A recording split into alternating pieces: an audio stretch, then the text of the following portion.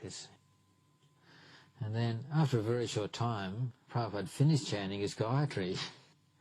Everyone else still had their, sacred thread hooked around their thumbs. So Prabhupada reached into this bowl of these spiced rice bubbles, picked up a little bit and handed it to the nearest Brahmin who still had his thumb hooked around this Gayatri thread. And what a dilemma. So all the devotees immediately stopped chanting their Gayatri, put their hands out and accepted what Prabhupada was offering them. I've later found out from Shruta Kirti's book, this was a fairly common occurrence, that Prabhupada chanted his Gayatri very quickly. So one by one the devotees got up and left the room, and I was still sitting there alone with Prabhupada. And he asked me what my service is. I said, Prabhupada, I do cooking and deity worship. He said, oh, that is very nice.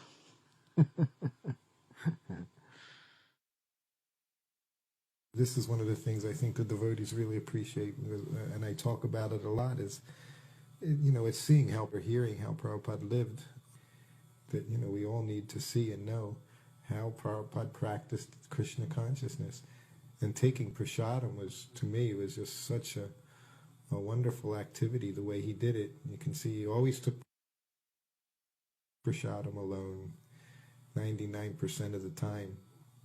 And if there was someone who was in the room and I would bring him prasadam, he would just very graciously, he would take off a piece of fruit or 2 or 3 for whoever was there, or a little sweet, and just give them a little something and say, okay, Hare Krishna, and send them on their way. And then he would sit there and he would just honor prasadam.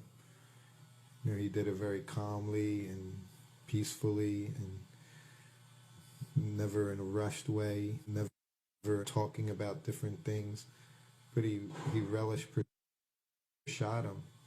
It was such a nice thing to see.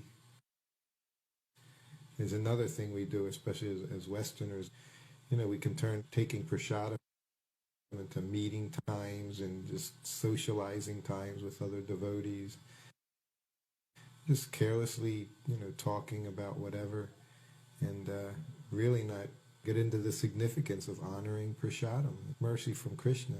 You could see with Prabhupada, he took it in that way. You could just feel, he was honoring Krishna in the form of his prasadam. So wherever he was, prasadam he was ready to have right around noontime. And as he traveled and the time changes, he would just immediately adapt. There was no adjustment periods for Prabhupada. Never taught